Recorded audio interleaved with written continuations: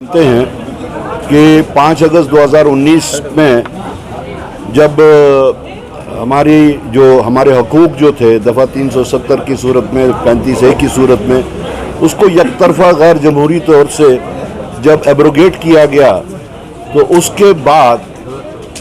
Prime minister ने भी और होम मिनिस्टर ने भी वक्तन फ़वक्तन पार्लियामेंट में, पार्लियामेंट से बाहर, यहाँ तक कि जम्मू कश्मीर में भी जब वो आते थे और इस बात का वो इरादा करते थे कि हम जम्मू कश्मीर को रियासत का दर्जा जल्द अज जल्द वागुजार करेंगे, जल्द अज जल्द बहाल करेंगे। लेकिन तब से आज तक कभी एक बहाना, कभी दूसरा बहाना, कभी सिक्योरिटी का बहाना, कभी कहा कि पहले डिलिमिटेशन होगी तो रियासत का दर्जा होगा, फिर डिलिमिटेशन के बाद कहा अब इलेक्शन होगा, इलेक्शन के बाद कहा कि अब सरकार बनेगी, और तब से आज तक भी 8 महीने अभी तक उनकी कोई नीयत नहीं लगती। तो हमने इलेक्शन से पहले भी, इलेक्शन के बाद भी, अभी तक हम बदस्तूर ये कहते आए हैं कि जम्मू कश्मीर को उसको रियासत का जो अपना दर्जा था, जो हमारा हक बनता है, वो हमें वापस मिलना चाहिए। लिहाजा जब हमने देखा कि ये एक इन्होंने बहानेबाजी का ये मामला बना दिया है और कभी एक बहाना कभी दूसरा बहाना, तो हमने अपनी जगह अपने साथियों से हमने मशवरा किया और ये सोचा कि हम इसको पूरी रियासत में एक जद्दोजहद के तौर पे आगे चलाएंगे, और इसको एक जो हमने नारा बनाया, हमारी रियासत हमारा हक, उसके तहत हमने पूरे जम्मू सूबे में तमाम अजला में जाके पहले वहाँ पे हमने इसके बारे में बात की, और यहाँ आके हमने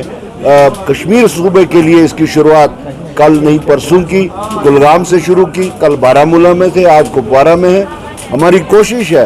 कि हम 9 तारीख तक इस सारे कैंपेन को हम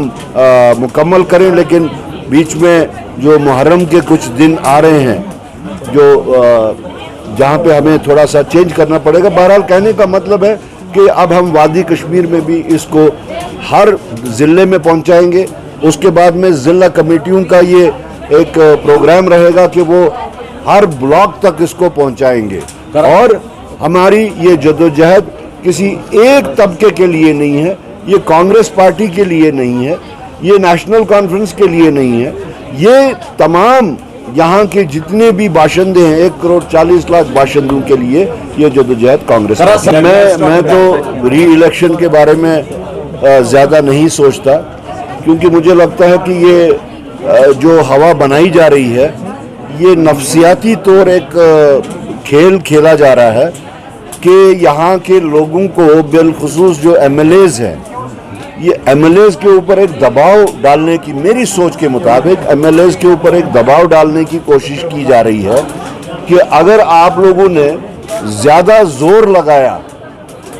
किसके लिए, स्टेटहुड के लिए, तो शायद आप लोगों को दोबारा इलेक्शन लड़ना पड़ेगा। तो मेरे वास्ते ये एक नफसियाती दबाव वाला खेल है, और उसमें मुझे कुछ और नहीं। देखिए, मुझे तो आपसे पता लग रहा है कि कोई नई अलायंस बनी है, लेकिन जहाँ तक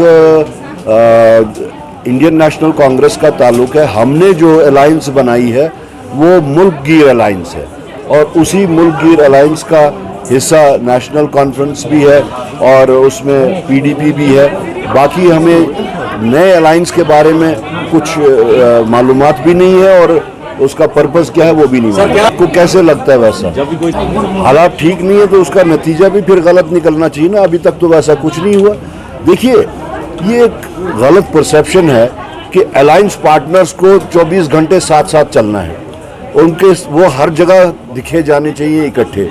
वो हर चीज़ में दोनों लोग सामने होने चाहिए, तब माना जाएगा अलायंस है।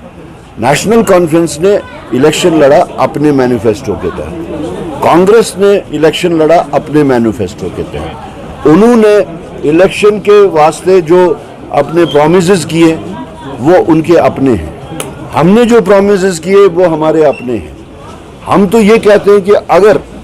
हम उस पोजीशन में होते, अगर हमें उतनी सीटें मिलती जो हमने प्रोमिसेस लोगों के वास्ते किए थे, तो उन प्रोमिसेस को पूरा करना हमारा फर्ज बनता था। लेकिन इस वक्त जो पोजीशन है, जो ये ड्यूअल कंट्रोल सिस्टम है, ये पूरी गवर्नेंस को इस वक्त डिस्टर्ब किए हुए है। ये इवन स्पिरिट ऑफ अलायंस के भी कहीं ना कहीं आड़े आता है, क्योंकि जिस तरीके से एलजी एडमिनिस्ट्रेशन